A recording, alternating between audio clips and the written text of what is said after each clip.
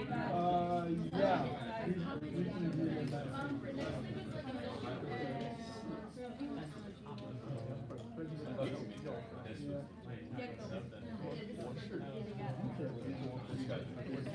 Yes, I'm sorry. What is it? No, no.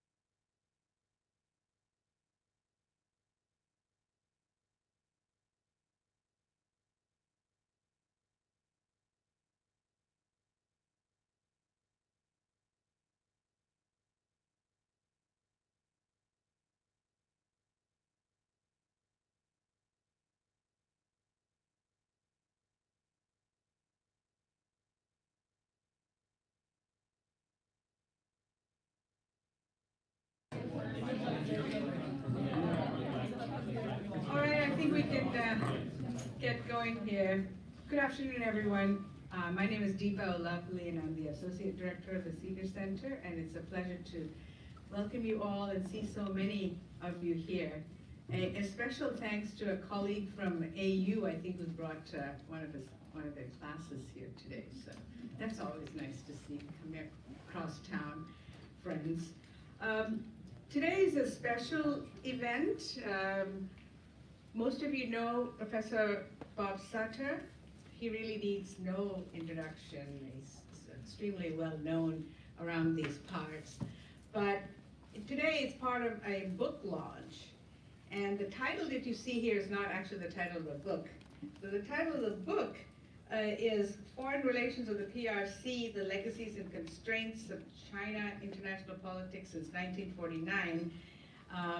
It's a second edition, and he was telling us over lunch that Roman and Littlefield keep coming back to him to do these updates and different updates of these editions, so he's clearly keeping up with things that are going on in this important topic. And today's topic, Xi Jinping's foreign policy vision, powerful image versus restricted reality. I should note that we're having this event as two major summits are going on in Asia. One is the ASEAN summit in Singapore right now, and then it will just move on in a few days to Papua New Guinea and Port Moresby, which is the APEC summit. And what's notable perhaps is the fact that President Trump is absent from both, but that at the Singapore meeting that's going on now, President Putin is there, Xi Jinping is not, but Xi Jinping is going into the APEC meeting in Port Moresby, and there are some people who think that that Xi Jinping's visit to Port Moresby signifies a power play of sorts in the South Pacific, and some of the U.S. allies are concerned, I think Australia for one. But perhaps we'll hear more of that and what's behind Xi Jinping's foreign policy vision. So without further ado, Bob. Well, thanks very much, everybody. I'm glad you're all here, and I hope you'll enjoy the presentation today.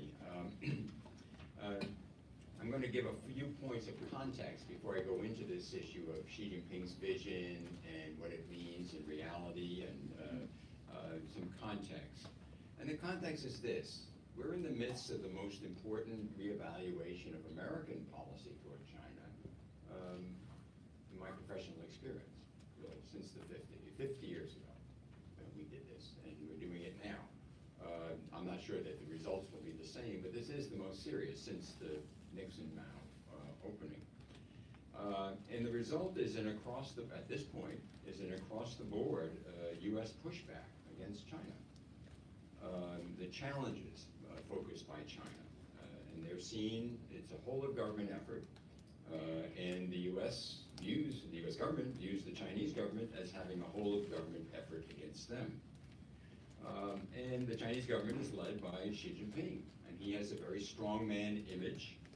He seems ever more powerful and expansive in international affairs, and he's seen as following a clear strategy in accumulating and marching toward dominance in Asia and undermining U.S. leadership.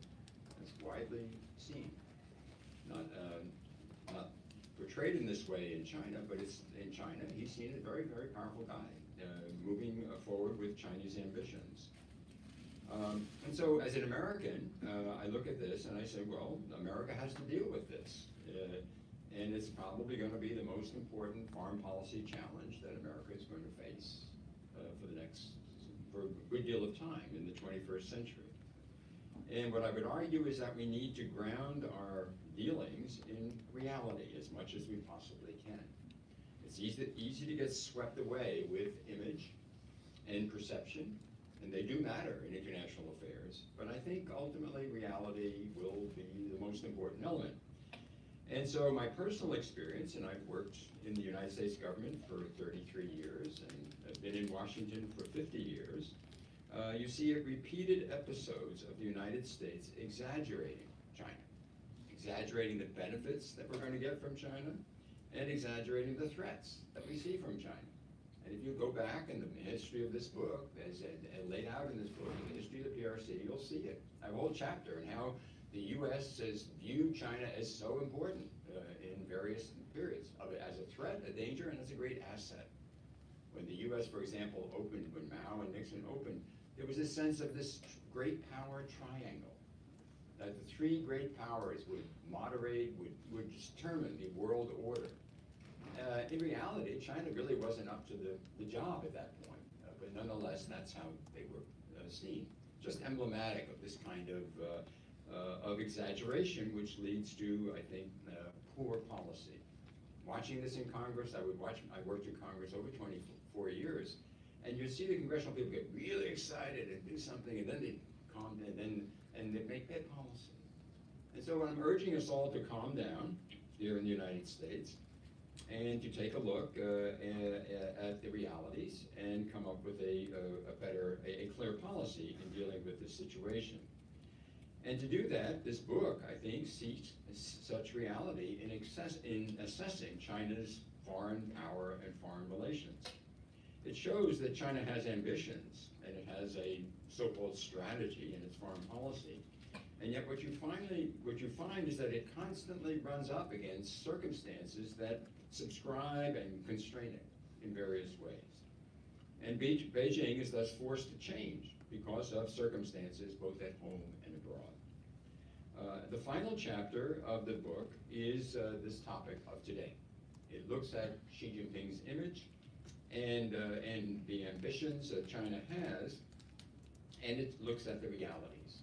Xi Jinping's been in power since 2012, and he's going to be a leader. There's no end in sight for his leadership now. He's going to be there for a long, long time, I guess.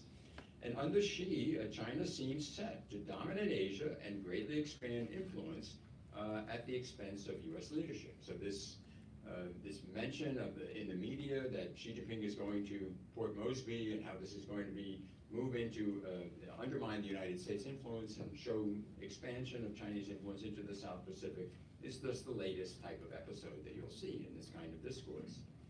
My argument is that this vision does not well reflect reality. The U.S. government pushback is perhaps the most important of a wide range of adverse circumstances that constrain and encumber China's rise. Xi's ambitions are premature, and his ever-expanding assertiveness and challenges seriously constrained. That's my message. So now we're going to go into the details and look at it, and so I have slides that you can look at. And so let me just move on here. So this is Asia. I want you to remember that because we'll be talking about Asia at different times. Most of you know this, but the geography is quite important. When I explain China's rise, and I do it, I was a student of European history before I switched and went into China, and China is sort of like Prussia. If you watch Prussia expand and Germany unify in the 19th century, this is what China's trying to accomplish itself. It's surrounded by oceans and Canada and Mexico, not at all. It's surrounded by all these other countries, and they're all problems for China in one way or another, as we'll find out. Anyway, so let's move on. So there are four elements in Xi's foreign policy vision. There's the China dream, and we'll talk about that. And then China building a community of shared future, and China undertaking leading obligations, no longer a free rider. And then there's China's historical emphasis, strengthening an identity, historical identity as a benign force in world affairs. So let's take a look at these in more detail. The China dream. This has been the central mission of Xi Jinping's first term as far as foreign affairs is concerned. And what they see is a fully unified and powerful China as Asia's leader. Now, I said fully unified.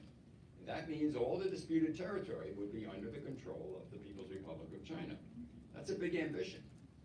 Second, because China has a lot of disputed territories, as you know.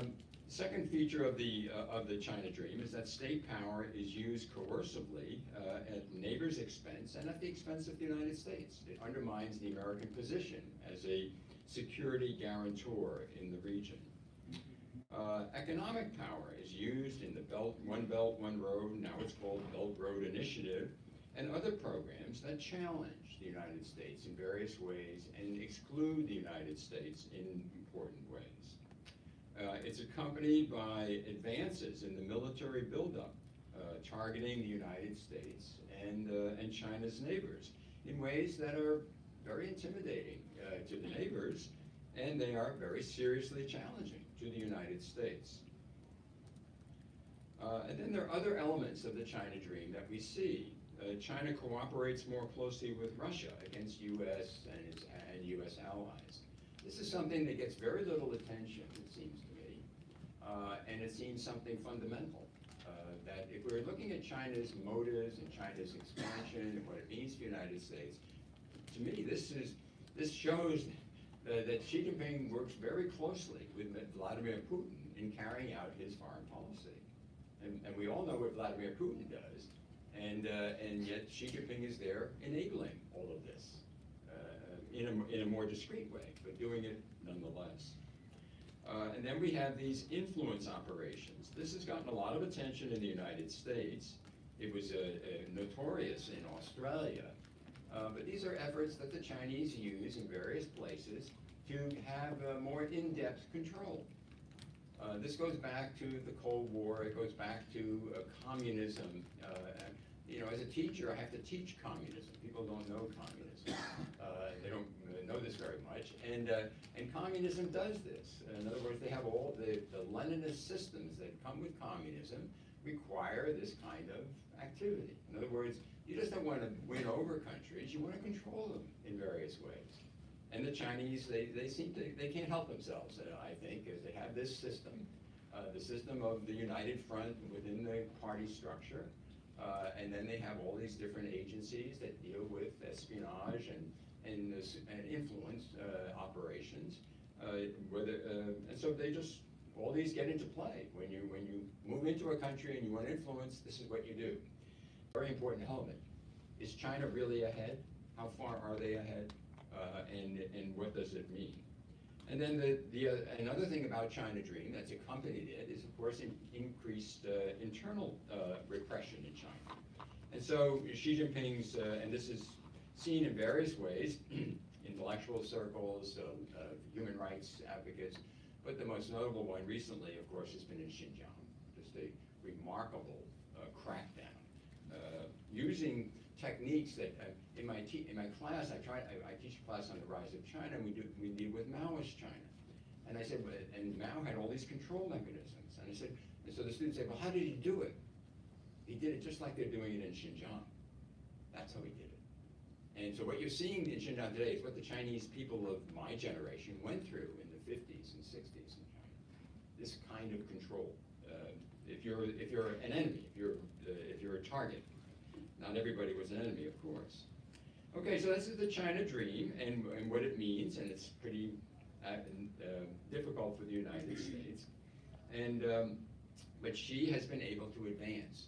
Now, one argument I make, he's been able to advance, and he looks very powerful because other power centers of the world don't. They don't look powerful. And so the United States looks preoccupied. The decline in the West, the EU. You know, what a mess, the EU, these days. Japan, how's they doing? And then Russia.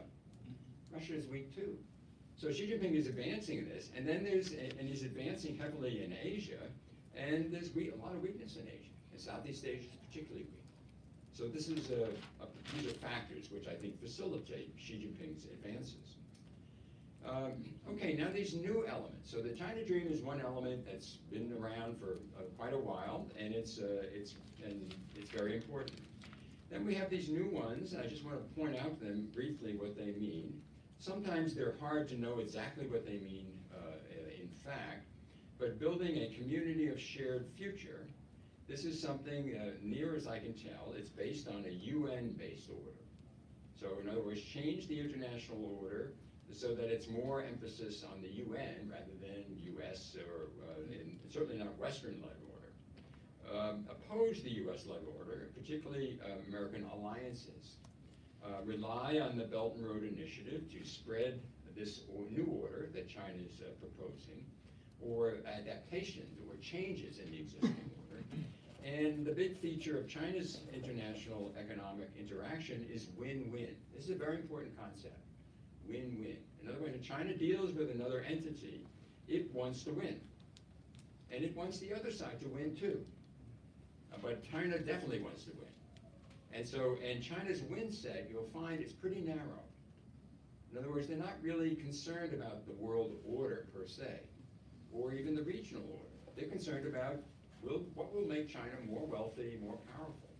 That's the thing that they seem to be most interested in. There's nothing terribly wrong with that. Most governments are like that. But that's not necessarily a world leader. And I think that's what I'll come back to later. Okay, the second point, new point, is that China's not a free rider anymore. China used to work very hard to keep its UN dues very low. And they were very low, remarkably low. Even as recent as 6 or 7 years ago, China's UN contributions were the same as Spain's. And then China makes a big deal about working with peacekeeping operations. And the peacekeeping budget is a lot bigger than the regular UN budget. And of course, you know who pays the most in both of these. But in the Chinese case, in that one, they paid the same as Italy. Now it's gotten a lot better. So now I think they're number 2, maybe number 3 in contributions. So it's gotten much better. So they're not so free rider on that one. Did you know that China, though, still receives foreign assistance? It's a remarkable thing. In other words, China gets billions of dollars a year in foreign assistance. Even though it's doling out money here and there, still gets it. And it doesn't say, oh no, don't give that to us. You know, they don't do that at all. They take it. And then the Belt and Road Initiative is a big feature, and this is a broad concept, and we're going to spend a bit of time going over the Belt and Road Initiative. But this is seen as China as being a leader in the world, and of course it backs climate change, the Paris Agreement, and it backs globalization broadly, economic globalization. So these are features of the new order. So when you put this together, does China want a new international order with China at the head of it? I don't think so. Do they want to change and manipulate this order so it's beneficial for China's wealth and power? Yeah. And they do want those changes. And then we have history. And then this is the benign image of China. That China has always been benign. As Xi Jinping said, it's not in the DNA of the Chinese people to be expansionist. Now, my degree is in history and East Asian languages from Harvard University. So I had to do modern Chinese history, I had to do early modern Chinese history. I had to read basically know back and forward 200 books in each area. I had to know that. And boy, that isn't in those books. And so the upshot here is that this is very helpful because it makes the Chinese people think, oh, we're doing wonderful things. We've always done wonderful things. And so the image of China, in China, with this kind of emphasis is very strong.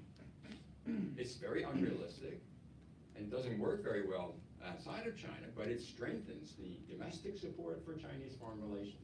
And I think that's something worth noting. Okay, so those are the images, the elements of Xi Jinping's foreign policy, and they meet realities. And there are 5 realities that I think limit China's rise. Their domestic preoccupations, their strong interdependence, insecure position in Asia, and gaps in the foreign economic policies of China and the US position in Asia and the world.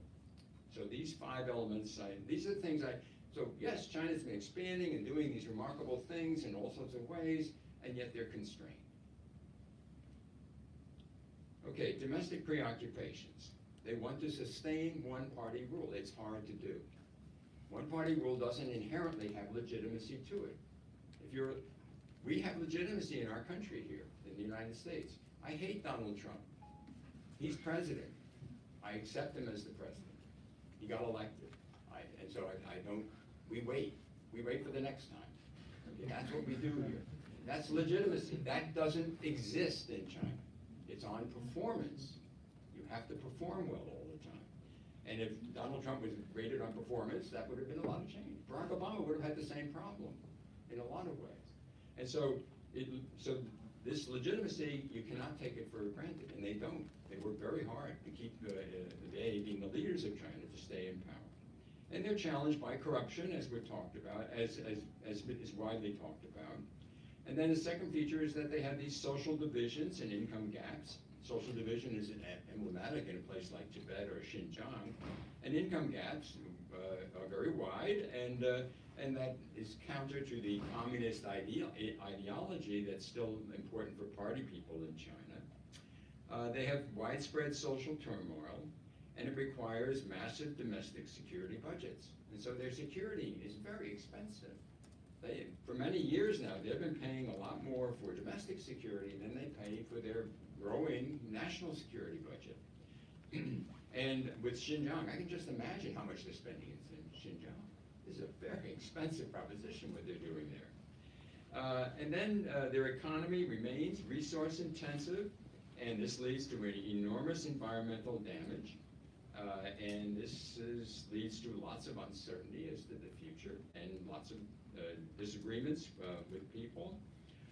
And their economic model is basically the same model that Japan followed, and it's long reached its point where they really need change.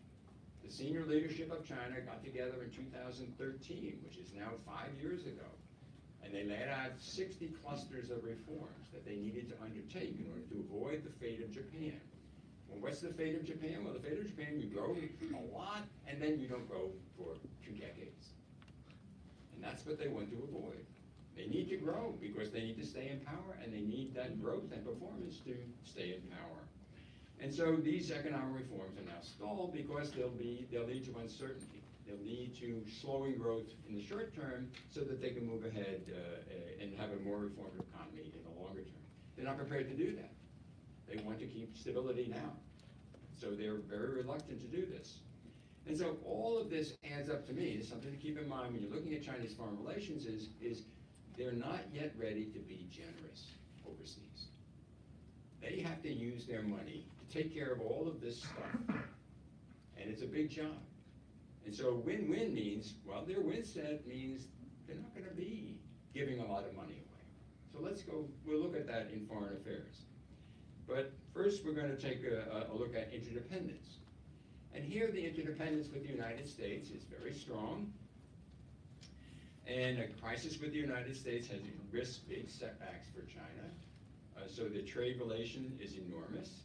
Bear in mind that so much of the trade of China is very interdependent. Half of Chinese foreign trade is conducted by foreign invested enterprises in China. So that's dependent on foreign investment in China. And 35% of Chinese trade is processing trade, which means components come from other places and they're put together. China can contribute to it, but it's often the final place where the thing is put together and then it's exported. Some of it's used in China, but a lot of it is exported.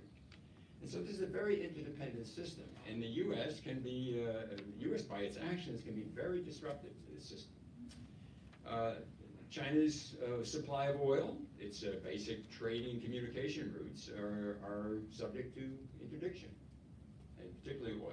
So you go back and look at the Persian Gulf. China is consuming more and more foreign oil as time goes forward, and the basic place where you get this, although they try to diversify their sources, and they do, but the surplus that's available is within the Persian Gulf exporting places. And so that's going to come through the Straits of Hormuz. Well, who controls that? The United States. And then you have the Malacca dilemma that's further on as they move closer to China. And so these are two big elements. But then the third element I think is quite significant today, is that China has advanced in this U.S.-supported international order and has exploited it in a whole range of ways. And sometimes it's been a very unsavory way that they do it. They cheat and so forth. And yet the access to it was very much supported by the United States as it supported a strong engagement with China. Now the US policy is to be much harder on this issue, to be very strict on this. And it's getting a lot of support from developed countries in a whole range of ways on high technology and trade matters dealing with China. And this can happen in other ways as well. So the upshot here, it's much harder for China to make headway when the U.S. is opposed to them in the various international organizations that are involved in international deals that are involved in this area. Okay, the third feature is China's insecure position in Asia. Asia is and here I can go back to the map. Do everybody remember the map? Remember Asia? Okay, good. Just keep that in your mind. Nearby Asia, the area around China's periphery, and this is underscored in the book, is the most important area for Chinese foreign relations. So 70% of Chinese activities in foreign affairs occurs around the rim of China. And so this is the highest priority. This area is very important for China's basic security and for its sovereignty issues. Obviously, Taiwan, this type of thing. And so this is very high priority for China. It's also very important for China's development. And development is very important for China, for the elite in China, the party elite, to stay in power. And so development is essential. And so if they have instability around the rim of China, it's very bad for their development. And so they seek to avoid that if they can. In addition, these particular countries are just very important for China's development. Some of you are, I'm sure, aware that China is a big player in Africa, do a lot of trade and investment in Africa. And for many years, they still are the largest trader in Africa.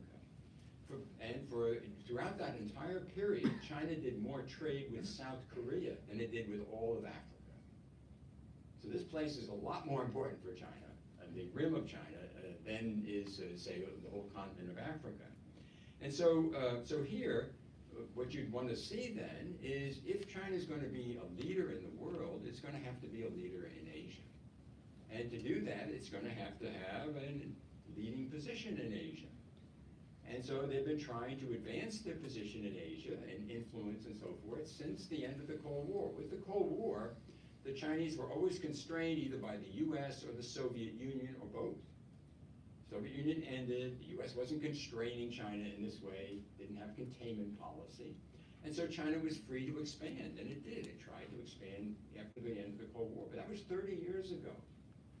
And how has China done in this situation? You can just measure this. This has been going on for 30 freaking years.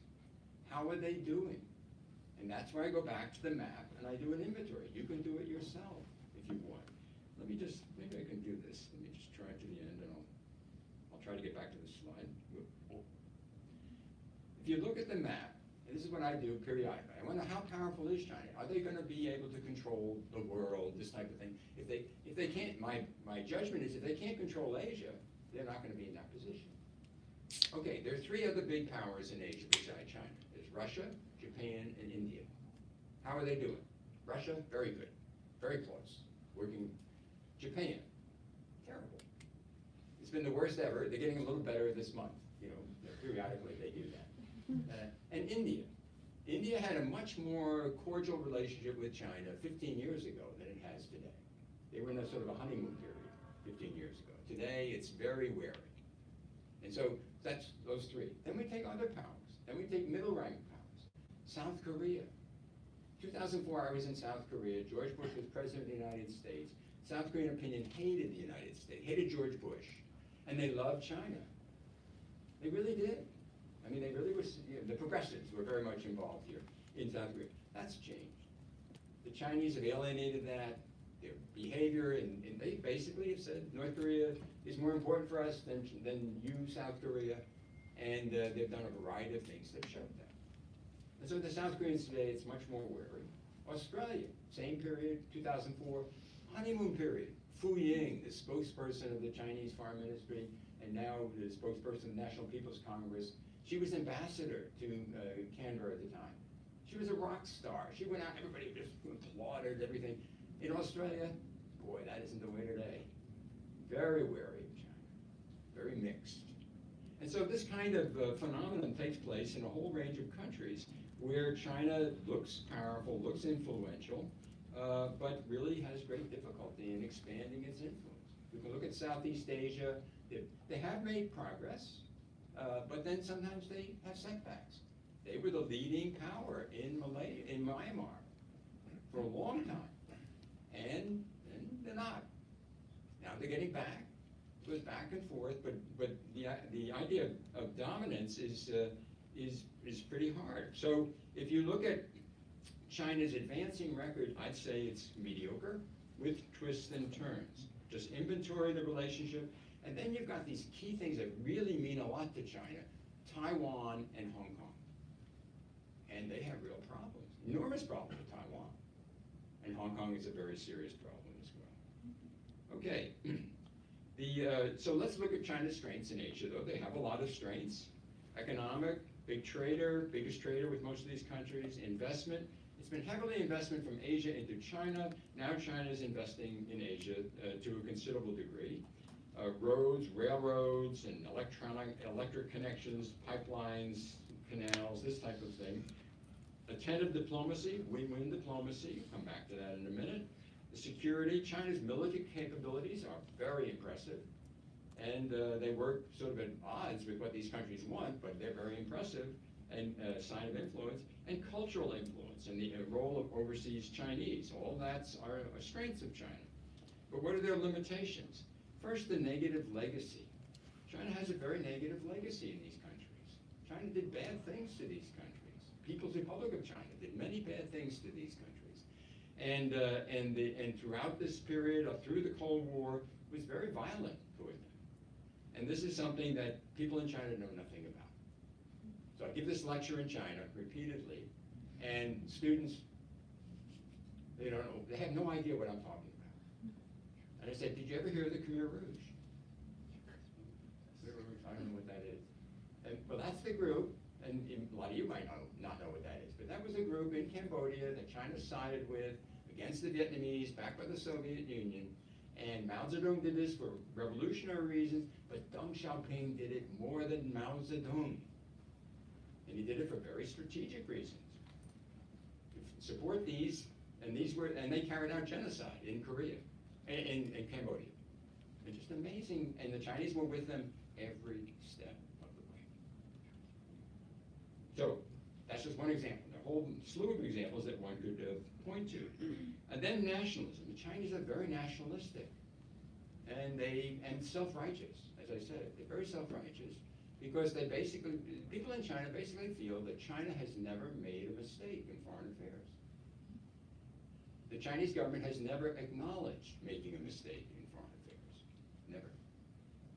If you find one, let me know. I'll have to change my book. But it's not there. They don't do this. And so what does that mean? Well, they just think if there's a problem, we didn't have anything to do with it. And it's probably their fault, but it's really not their fault most of the time. It's the nefarious United States or the Soviet Union in the past that's put these countries in this kind of situation. So this kind of nationalism in China meets the nationalism of all these countries in Asia. They're all nationalistic too. It leads to lots of friction and the territorial disputes. China's military expansion is a sign of strength, but it's also a sign of weakness because it puts these countries on guard. You can't explain Australia's turn against China unless you look at how they look at China's military expansion. This is a big factor in the Australian change.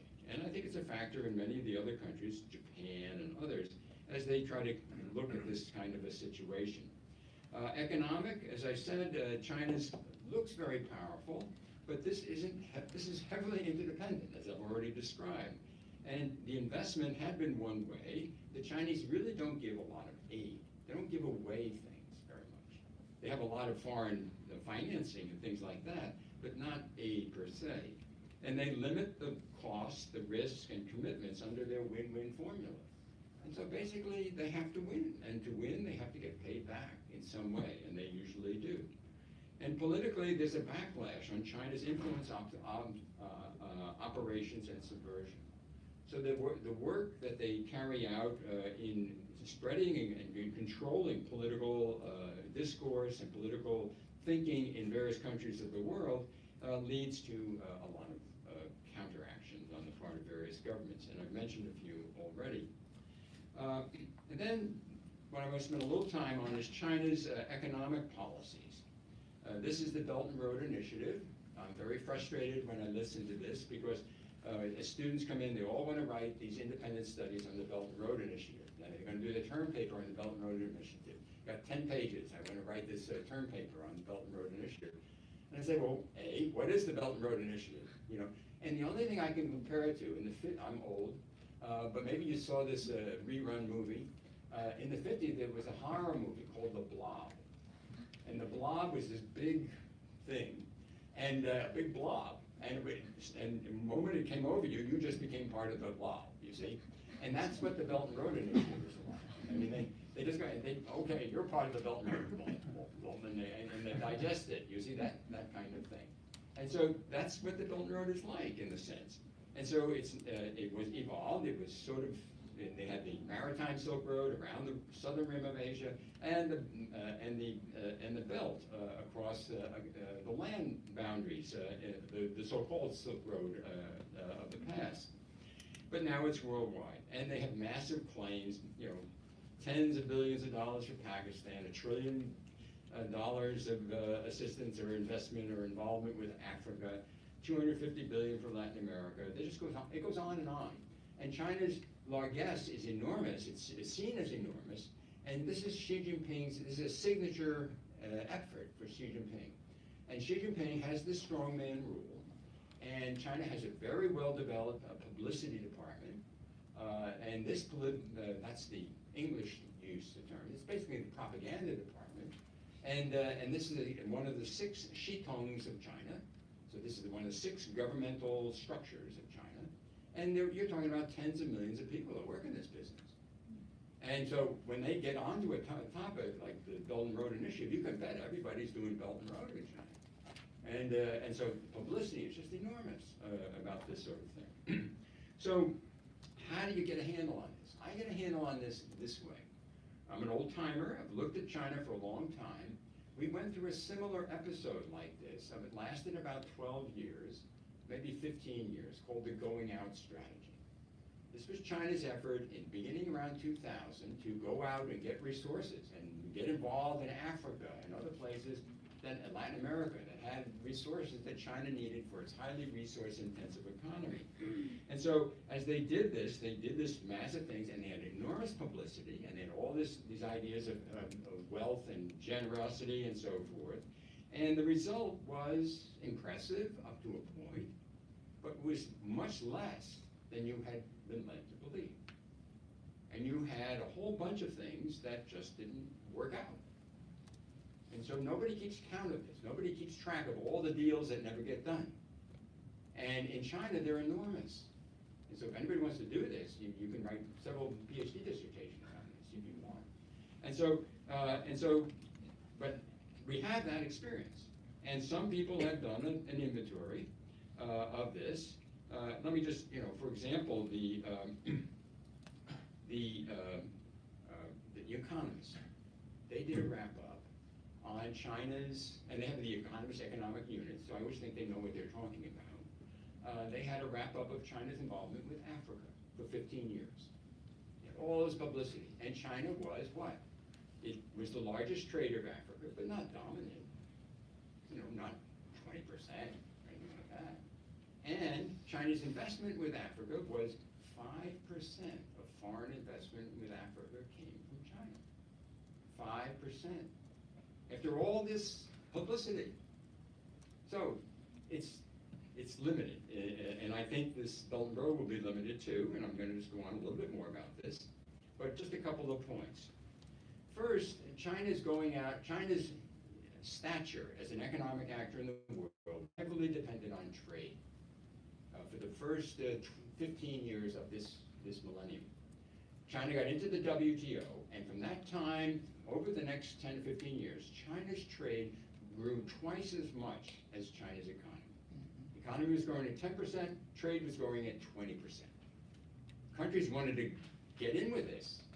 That was the big calling card. That ended. In 2015 and 2016, China's trade was flat. No growth at all. That's over. That period is over. China's growing now a little bit more, but the idea that trade would drive China to be attractive to the world was less. It was a big trader, but it was flat. The growth wasn't there. So what do? They changed the subject. Let's talk about investment. And so they do a lot of investment now. And Belt and Road is heavily focused on investment. But I think what we're going to find out is what we found out with looking at The Economist did when they looked at China and Africa. They said they're one among many. My colleague David Shin, very good specialist on China and Africa, and he's been watching this closely. And he just wrote a piece just a few months ago saying China is still in Africa one among many. There are many powers. And I think in the Belt and Road, that's what we're going to see. This kind of dominance, I just find it hard to do that, understand that. Whatever benefit China got from trade is restricted by the fact that trade doesn't always make you the dominant power, even if you have a lot of trade, like Taiwan. 40% of Taiwan's trade is with PRC. And yet does the PRC have good influence over Taiwan today? Hardly. And so this kind of thing can be seen in various instances. Korea and Australia are good examples of that. They do over 20% of their trade with China, and yet their relationship with China is quite edgy at this point. So what we find is that historically we find that China amounted to investment in Southeast Asia was 10% of foreign investment. In Africa and Latin America was 5% of foreign investment. And so, and the Belt and Road countries, David Dollar at Brookings, he looked at China's investment in the Belt and Road.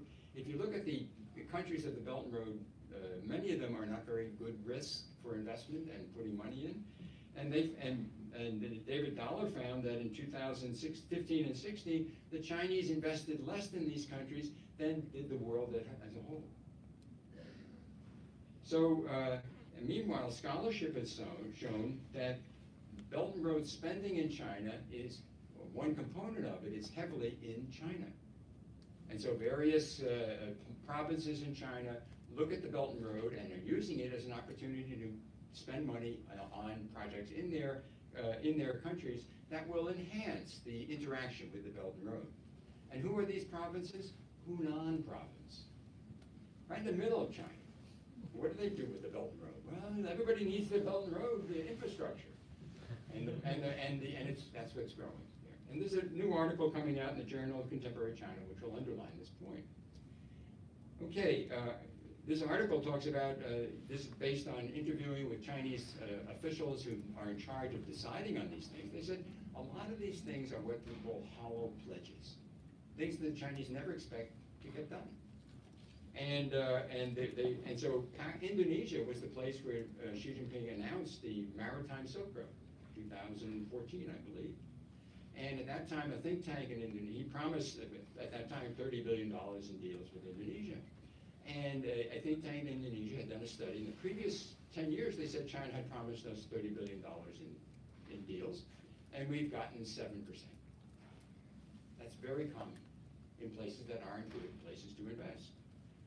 Mining deals are a big part of China's involvement overseas. 85% of Chinese mining deals never happen. They fail. And so also in the past, Chinese that were able to write about this in the past, that was like 3 years ago, they said on balance, Chinese involvement overseas, we're losing money. We're not making money. So this is and they didn't like it. So with the poor credit risk of Belt and Road countries, at least those countries in the Belt and Road, now remember, Great Britain's in the Belt and Road. Okay, a lot of developed countries in the Belt and Road. Investment there, I think, will be very active. But Belt and Road in these poor places, I think, will be different and lower. And so the Chinese are wary about getting in. One scholar who looked at this, and James Riley, actually a PhD from Washington, he did this, he examined this. He's done research inside China. He says he says, China has a win-win policy, but the people that decide these loans and financing for these various countries, they have a win-win thing too. And the components in the government that want to get paid back, they have to be satisfied that they are going to get paid back. It has to be a win-win for them. And so the upshot is the Chinese are generally wary about getting too far involved so that they can't get paid back. And then the other issues, they get a lot of publicity of what China does to get paid back, and this leads to the so-called debt trap, which gets a lot of attention. It's quite negative attention. I don't think the Chinese set out to do this sort of thing, but they are determined to get paid back, and it can lead to this kind of consequence. Okay, so, and then the U.S. position in Asia. Now, this is, I think, on the whole, a strength. But I have to be honest and say we have our weaknesses in the United States, and Mr. Trump not showing up to these summits is a good sign of this kind of limitation. Barack Obama showed up for these summits. He was very diligent about this sort of thing, but he was unsuccessful in stopping China's advances, notably in the South China Sea. That didn't work. His approach didn't work. He was too passive, perhaps. He wasn't effective in any event. Donald Trump has a stronger security presence, but he's uncertain about his commitments. He disrupts the trading system, and his leadership attention is episodic. So these are serious weaknesses on the part of the United States. But what are the strengths? And this is something that came as a result of working and doing interviews in Asia over the past decade, talking to government officials in an off-the-record way in about 10 different countries, And what the U.S. does is something that China is not going to do. It's willing to bear the needed security and economic risk and costs and commitments that others won't do. What does that mean? Number one, the U.S. spends about $150 billion a year for a security presence in Asia. And what do they do that for? Well, they see that in their interest. They want Asia to be stable, and so they're willing to do it. It's very expensive. Is anybody else going to do it? Do the other governments in Asia recognize this? Yes. And so the upshot is this is very important. The U.S. runs a trade deficit with Asia of $500 billion, $600 billion a year. It's very costly. That's changing perhaps under Mr. Trump. A lot of complaining about it, but the bottom line is the U.S. still does this. And so the upshot, are other countries going to do this? Is China going to do this? No. China always runs a trade surplus. So these are important elements to think about. The U.S. has integrated itself with security and intelligence networking throughout the region. Mr. Trump's Indo-Pacific security and economic plans are good and promising in many respects. And then the United States is a country that's very different than most other governments, in that so much of what it does in the region is in the non-governmental sector. And I can talk about this if we had time later, but this is a very important element, along with U.S. immigration from Asia, which changed remarkably in the mid-1960s. And then the final point here is that Asian governments hedge. They're constantly hedging between the United States and China, and they want to be independent. They want to be, they don't want to be dominated by anybody. And from the U.S. point of view, that's probably okay. If you're independent, that's just what the U.S. wants. That fits into what the U.S. wants. The U.S. wants an Asia that won't be dominated by anyone. That's a hostile power won't be dominated, because that could be a threat to the United States. They don't want that. Whereas China wants increased deference on the part of these countries. And so it used to be just on Taiwan or other issues. Now it's a whole range of things. And as their power and capacity increases, their demands on these neighbors increase as well. So in conclusion, I think you can say China's influence is growing in the world. It has momentum. China appears more powerful as others seem to decline. Please keep that in mind. I think that's very important. However, the ambitions in China's foreign policy vision are far from reality and remain encumbered for all the reasons we've just talked about. In Asia, China's momentum meets U.S. inertia, built over decades, and now we have a major U.S. pushback. I really don't know how China is going to be able to deal effectively with this U.S. pushback, because it's so big and it's wide-ranging. And so my sense is that forecasts for an imminent power shift It seems unrealistic. And even China's vision avoids doing U.S. responsibilities. They're not going to do this. This kind of risk for the region, cost for the region. They're not going to do that. They have to change their win-win outlook, and they're not changing that as far as I can see. And so, bottom line, I think China is in no position to replace America. So that's my conclusion, and that's the conclusion of the final chapter in the book. And the book, as I said, demonstrates how the exaggerated view of China needs to be tempered by the circumstances around which China has emerged over the years, and you find that it'll give you a bit more evidence-based, sober assessment of China's power, reach, and strategic thinking, and all this sort of thing. And you'll see China shifting, changing, adjusting, because they don't control the environment in which they exist. And things can make them do that. And I think right now we're in a situation where, for better or worse, the United States is compelling China to change again. So I'll stop. Okay, thank you.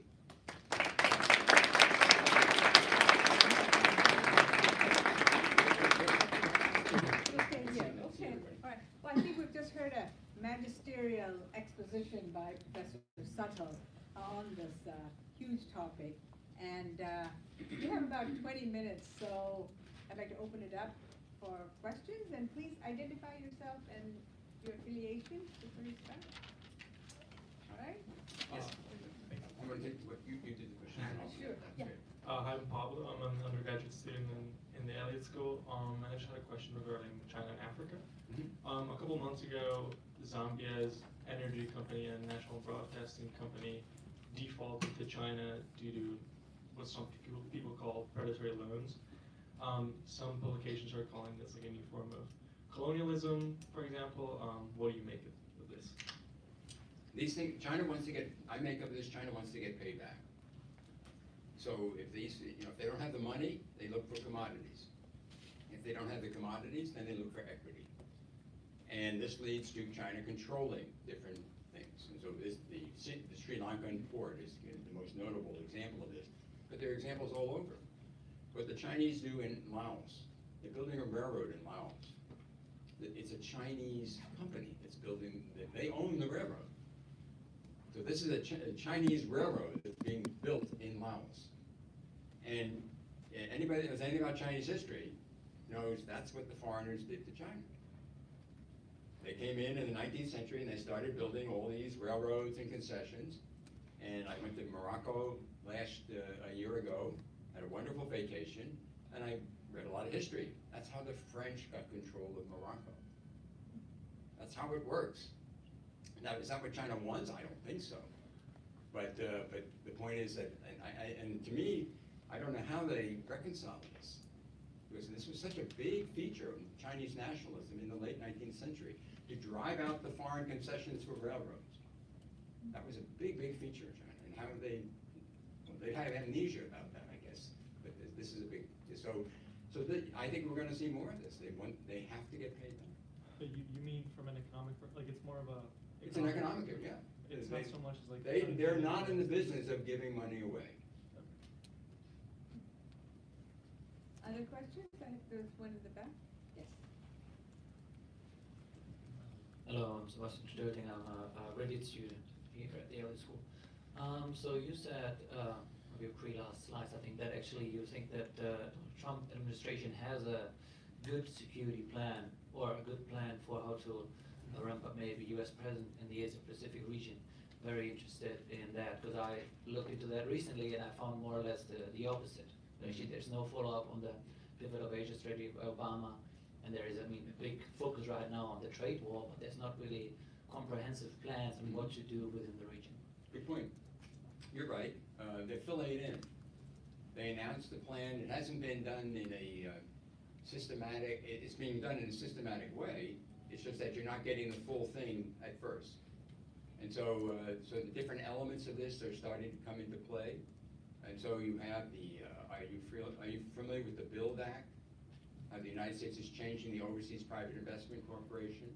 It now will have $60 billion for investment. Pompeo Secretary Pompeo announced in August only a $113 million down payment on this. And keep in mind, this is where the private sector, non-government sector plays in the United States. That's a big element of American interaction with Asia, is this business community. And the idea is you energize that through this government agency and help that sort of thing. So on the economic side, that's happening. I think you find concurrent efforts on the part of the Australians and the Japanese to do similar types of activities. I think the Indians are doing some of this, but and this is that quadrilateral discussion that goes on, and they're reinforcing each other in doing this kind of economic behavior. On the security side, you have to look at the U.S. national security strategy. It's focusing on China, the big powers, but it's focused more on China. They're building capacity. They're spending money to build capacity. It's going to take time. It's methodical. And the Secretary of Defense is careful. He doesn't want trouble with China at this point. But they're building capacity in a variety of different ways. And so we have more ship time along the rim of China, in the South China Sea. The U.S. has managed to get Japan and Australia and Britain and France to make statements about the South China Sea and to deploy military forces in the South China Sea to underline their concern about the freedom of navigation in the South China Sea. So the United States isn't alone in doing this sort of thing. But the U.S. is methodical and continuing to do this. And listening to the assistant secretary who's in charge of defense issues, I listened to him 2 or 3 months ago, and he said, we're not against anybody in Asia. We're against behavior. And if you change the status quo, we're going to do something about it. The Chinese are changing the status quo in Taiwan, a very sensitive issue for China. They've been changing that for some time. And so what is the U.S. doing? It's taking steps to change it too, in a way that counters what the Chinese are doing. So this publicity of U.S. forces going through the Taiwan Strait, that never happened before, this publicity. And now they're reporting it. What does that say to China? It says, we don't care about that. What do you think about this? It's a very strong way of doing it. It's risky in a way. So why are they taking that position? Because the Chinese are changing the status quo in Taiwan from their point of view. So I think you're going to see a lot more of this. It's DOD is not dramatic. They're very methodical. They have their own plan too. Trump has a national security strategy, and they have a national defense strategy. Much of theirs is secret. We don't know exactly what's in it. But when DOD gets a plan, they implement it. And I think that's what we're seeing right now. On the other side, on the strategy vis-a-vis China, is our domestic security situation. The FBI director constantly says that we're under threat from China. Whole of government threat to the United States. Well, I assume they're getting a lot more money and are implementing this a lot. So as an aside, I tell my students, if you want to work in the U.S. government and you get a security clearance, you probably have more opportunities than you would before, because they're going to do a lot more work on this, it seems to me. Yes. Hi, Professor Sutter. My name is Yuan Fei, and I am in the Washington semester program of the American University. Professor Calabrese currently teaches U.S. foreign policy. And thank you so much for the talk today. I really learned a lot. And to be honest, as a Chinese, actually, I do agree a lot of your criticism on Chinese government. But I do have a question as a typical Chinese citizen that, to me, I'm not terribly political, so I'm not very interested in whether China is going to be #1 or not. But as an average Chinese, I've noticed that there's a huge rich and poor discrepancy within China. And the average Chinese GDP per capita is only like $7,000, around $7,000 or $8,000. But the problem is that Chinese population is 1.3 billion people, and it is natural that as long as China is able to perform only a quarter of what average American is capable of delivering, and given the fact that Chinese are notoriously hardworking, evidenced by Chinese Exclusion Act in the United States. I'm just wondering, as an average Chinese, that if one day Chinese people want to live better, in the U.S. lens, is that a national security threat? And also, regarding the debt, because I'm taking the U.S. foreign policy class, and I think that because China has experienced a lot of ups and downs as a country, but on the other hand, United States does not have this sort of experience. It has been number one. It has been always at the rise since its establishment. And most Americans do not consider a possibility of US being number 2 or number 3. So I'm wondering, in this case, how much US is willing to put in to maintain its hegemonic power, and whether Chinese people like me will be able to have the hopes of living better. Very well, wide-ranging topic. What I'd say in response is on the U.S. concern. The U.S. concern is what China's administration. What do they want? The Chinese government. Chinese people. It's not that. It's what China as a government wants, and that is seen as in a very negative way on the part of many Americans. They see the Chinese are trying to undermine. They see the Chinese as trying to take actions that are very adverse to American interests. It's not so much a fair competition is not the issue. It's unfair competition that's the issue. And the Chinese have a lot of ways. They're an authoritarian state. They can mobilize their people to do all sorts of things. And they have a large structure of United Front activities. This is the influence operations that take place in the world, and the use of their foreign aid, and their economic practices, cyber theft. There's all sorts of things that the Chinese government is doing. And the U.S. the government has now laid this out, looking at all these different things that the Chinese are doing. And they say, stop it. Stop this. This is wrong, it's illegal, and you're doing it all the time. And you've been doing it a long time, and the U.S. gave you a pass in recent years, but now that's going to end. Because China is now seen as, this system that does these things is seen as now going to be in a dominant position. And if it is in a dominant position, then what do we think? And I don't know what to think, except I look at how the Chinese leaders treat people in China. And I say, is that what we want? Is that what I want for my grandkids? I think that's the issue. It's not the Chinese people. You're right to raise the racist nature of American history and the exclusion of China. This type of thing is part of the American history, no question about it. And it's real and it's true. But that was a long time ago.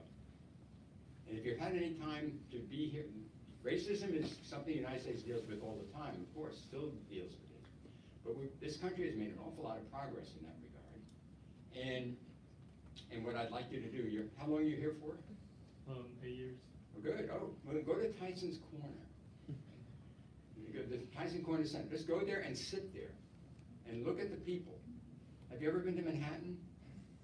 I go to school in Midwest. I go to school in Missouri. Okay, well, you have a different perspective.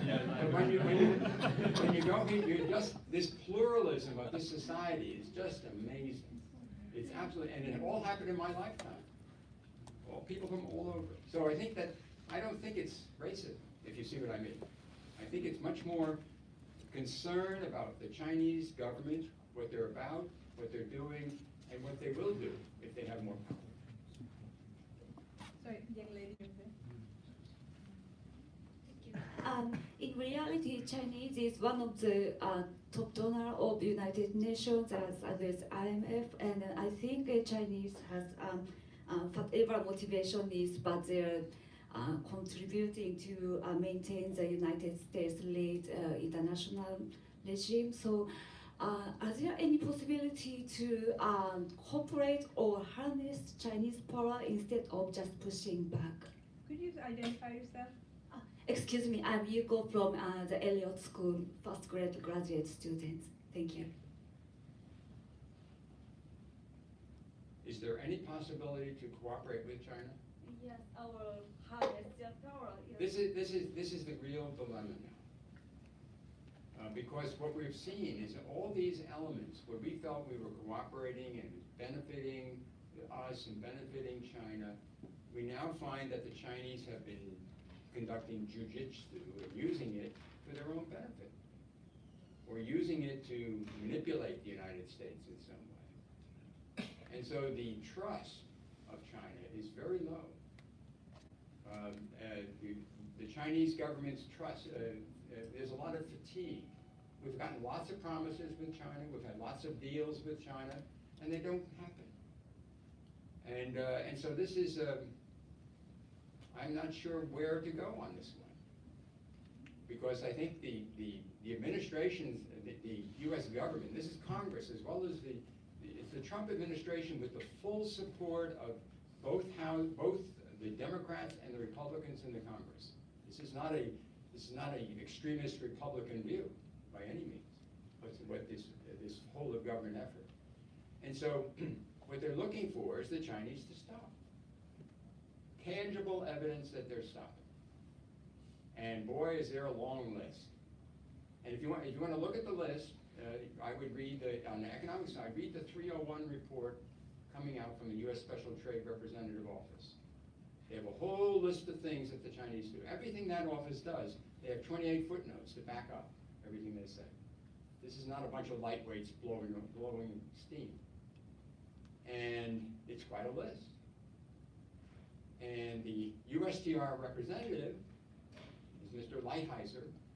I sort of identify him when he's a bureaucrat. You know, this guy's just a really regular bureaucrat. And he's not looking for the spotlight or anything like that. And he says, this is an existential threat to the American economy. That's how he sees it. Existential threat, you know something about the Cold War. The Soviet Union's 30,000 nuclear warheads aimed at us was an existential threat. That's what we called an existential threat. He says this is an existential threat to our economy. So it's pretty serious. And and then you look at other activities, and there's just a long list. And so the question is, do we sit down and then cooperate? Well, let's just cooperate. And the Chinese say, sure. That's what they've been doing for 2 decades. And it's milking us dry. That's the message of these complaints from the US government, that this hasn't really worked for us. And so how are you going to make work to us? I think this is a real challenge, as far as I can see. Yeah, let's shift over here for a second, yes. This person, yeah. I'm Lauren, I'm a student at George Washington University, and I just wanted to circle back to Taiwan, because I think characterizing what China's doing as changing the status quo is alarming. You know, China has a vested interest in Taiwan, they always will, and I don't think that's something that they're going to relent and that they're going to stop pursuing, and whether they do that over 10 years and characterize it and do it other guys is something different. But, you know, for Australian Airlines, for example, they're no longer allowed to refer to Taiwan as they have to refer to it as part of China now. And, you know, China's undue influence on the Australian economy is a different issue. But I guess my question is, what has to happen in Taiwan for the US to intervene, for them to say enough, the 7 fleets going in? Because as an Australian, that's our #1 security concern, because if there's direct conflict between the US and China in Taiwan, you know, China's just built a military base in the Philippines, which is on Australia's front doorstep. And if the US go in, Australia go in. So I guess for me, my question is, at what point do the US intervene? Well, the US is intervening all the time. The US is in the middle of all this. As far as this pulling and influence operations, US arms sales, US consultations with the Taiwan military establishment, the US is constantly helping Taiwan to defend itself in a whole range of ways. So this is all done in an unofficial way, but it's done, and there's a lot of it. And so this is ongoing. I'm not sure, do you mean the US would fight? Conflict. Yeah, I think China would have to attack. And China's not attacking. They posture, they huff, they puff, they send, but they don't attack. It's very risky to do that. They understand that too. And that's the whole idea of deterrence. Say, yes, this is going to be risky for you. You don't want to do this. And I think that's the ultimate security guarantee of Taiwan, it seems to me. So where does the push and pull end? I'm not sure. I don't think we're in that phase right now. We were in a phase where we thought we were moving in this direction, and then the Taiwan voters said, we don't want to be a dependency of China. And they voted out the previous president who had these accommodating policies, and the Taiwan voter says, that's not what we want. We want to be Taiwan. We don't necessarily want to be independent in a way that would get Beijing to attack. So they're very sensible in that sense. And so China is changing the status quo in a whole range of ways, diplomatically, economically, influence operations. All of this is going on as we speak in Taiwan, trying to push them in the direction that they want. So the U.S. is trying to buck up Taiwan if they can, and again, in response. Well, we are literally out of time. Oh, I'm Paul, sorry. But should we take one more question? I saw several hands here. There's been a young lady back there. Maybe we'll take two questions together. Okay, that's fine. Hi, my name is Janice. I'm a graduate student here at Elliott. I noticed you talk about how Belt Road Initiative talk about there has been poor credit risk and that trap. I'm sure you're kind of aware of this recent establishment of the Asian Infrastructure Investment Bank. So, some people argue that, this bank is kind of pro-China, really helping to bring out the BRI. But what do you think that how it kind of playing a role that helping this debt trap or poor credit situation? Okay, and there's one gentleman over there who had his hand up quite a long time, in the middle of it. Yeah, you, nice. in the black. Yeah. Thank you. I see you. I'm Nathan. I'm a student at the University of Richmond, but currently in the Washington semester program at American University as well. My question is, in the past, Europe and as allies of the US have turned to the US for economic aid and support. More recently, especially after the 2008 crash, I know for especially in France turned to China for loans to help with our recession. With Donald Trump single-handedly breaking our relations, long-term relations with its allies, what is the risk that Europe turns to China for economic support and exchange and kind of maybe turn their back on the US in the long term or short term? Okay, so two economically. Yeah, AIB is a showpiece. It doesn't mean much. It doesn't lend much. It looks good, but it's diverts your attention from what? From the China Development Bank loaning 35 more times more than the AIIB. So I think I'm a little cynical, as you can tell, but the bottom line is, this is a showpiece. Because it doesn't loan, what is it? Very little. It doesn't do much because it's doing all the international things that the World Bank does, and therefore it looks very good, and it is. It is very good, but it doesn't. But in the broad spectrum of things that China does, it's very small. On the EU turning to China, Godspeed. I think this is their nightmare, and they know it, and so they have lots of problems with Donald Trump, and he is really annoying. But boy, he sure isn't the danger to them that China is, and they know that, and so I'm not too worried about it. But. All right, I think on that cautionary note from Professor Sutter, we can call this